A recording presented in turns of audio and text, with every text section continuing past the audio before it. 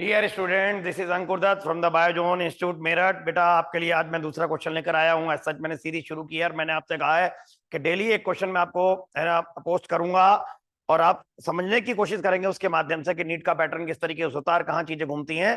ठीक है, as such अगर नॉर्मल क्वेश्चन आते हैं तो हम उसको वर्कआउट कर सकते हैं, एक लाइन टू लाइन क्वेश्चन, लेकिन कई बार स्टेटमेंट वाइज क्वेश्चन आते हैं, एसेशन रीजन आते हैं।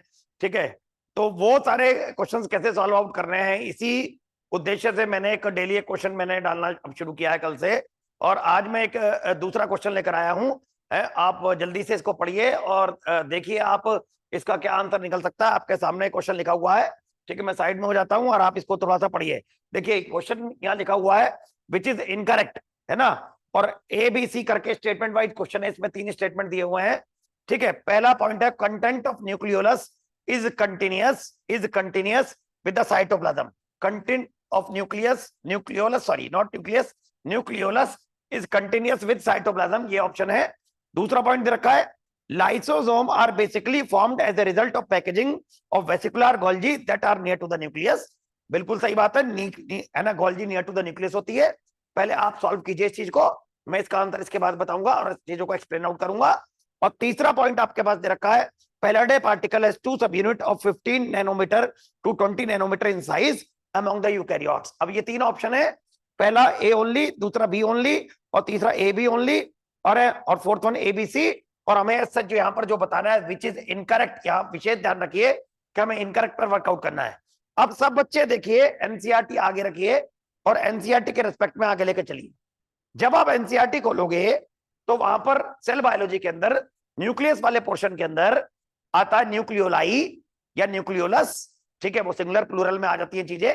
तो जब न्यूक्लियोलस हम पढ़ते हैं तो हमने ये पढ़ा है कि न्यूक्लियोलस जो होती है कोई ये इट इज नॉट ए मतलब ये न्यूक्लियस के अंदर है and it is non membrane bound.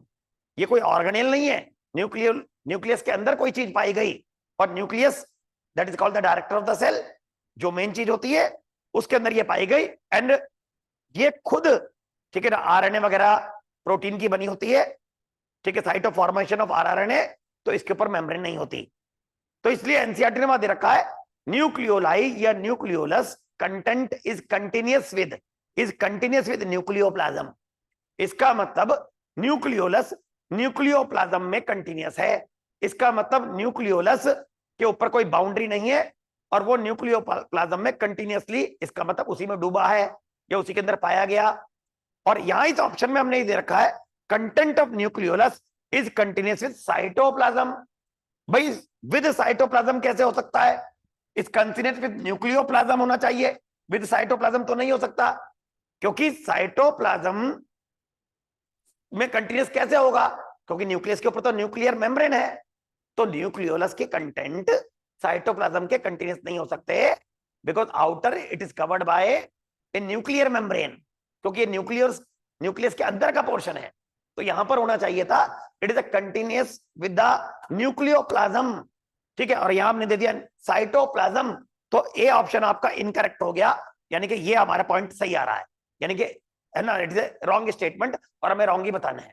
ठीक है, आप देखिए लाइसोसोम आर बेसिकली, दूसरा point, basically formed as a result of packaging of Golgi. बिल्कुल सही है कि गोल्जी बॉडी ही उसको पैकेज करके इसका फॉर्मेशन करती है। ठीक है, और फाइनली आकर that lie near to the nucleus, और गोल्जी बॉडी न्यूक्लियस के नजदीक होती है। लेकिन अगर इस क्वेश्चन को ढंग से पढ़ोगे तो यहां पर एक वर्ड दे रखा है that is called vesicular. Golgi vesicular नहीं होती हैं, गोल्जी का शेप सिस्टरने होता है, सिस्टरने जैसा शेप होता है उसका, है ना। आप अगर देखोगे एंडोप्लाज्मिक रेटिकुलम जो ट्यूबुलर होती हैं, स्कैटर्ड फॉर्म में, सिस्टरने की फॉर्म में भी कुछ होती हैं। ठीक है, एंडोप्लाज्मिक रेटिकुलम के एक शेप ट्यूबुलर शेप है ना आपका दे रखा है सेल बायोलॉजी में, और एंडोप्लाज्मिक रेटिकुलम का एक शेप सिस्टरने सार्कोप्लाज्मिक रेटिकुलम की फॉर्म में दे रखा है मूवमेंट एंड मोशन वाले चैप्टर के अंदर। इसका मतलब वो उस रूप में है। वहां से आगे बढ़ती है near to the nucleus Golgi in the form of cisternae, और वहां से निकलती है वेसिकुलर बॉल जैसे स्ट्रक्चर, और वेसिकुलर स्ट्रक्चर लाइसोसोम। अब यहां पर वेसिकुलर गोल्जी थोड़ी है, वेसिकुलर गोल्जी नहीं है, वेसिकुलर लाइसोसोम है। तो ये पॉइंट भी ऑटोमेटिक क्या हो गया, ये भी गलत हो गया। अब जो पॉइंट आया तीसरा, पैलेडे particle has 2 subunit of 15 nanometre to 20 nanometre in size. बिल्कुल सही सर, एनसीईआरटी की लाइन टू लाइन है, बिल्कुल सही है। लेकिन आप ये देखिए एनसीईआरटी ने इसको मेंशन कहां किया है, under the heading of prokaryotes, under the heading of prokaryotic cell. तो सर क्या यूकैरियोट में लागू नहीं हो सकता? क्योंकि हमने यह क्वेश्चन में दिया है अमॉन्ग यूकैरियोट, अमॉन्ग यूकैरियोट। क्या ये 15 टू 20 नैनोमीटर साइज यूकैरियोट पर लागू नहीं होगा? आप थोड़ा सा अपना दिमाग खुद चलाइए। आपको मालूम है कि प्रोकैरियोटिक राइबोसोम 70s टाइप होता है और यूकैरियोटिक राइबोसोम होता है 80s टाइप। उसकी 50 एंड 30 सब यूनिट होती है, दोनों मिलकर 70s बनाते हैं। और यूकैरियोट में 60 और 40s सब यूनिट होती है, दोनों मिलकर बनाते हैं 80s।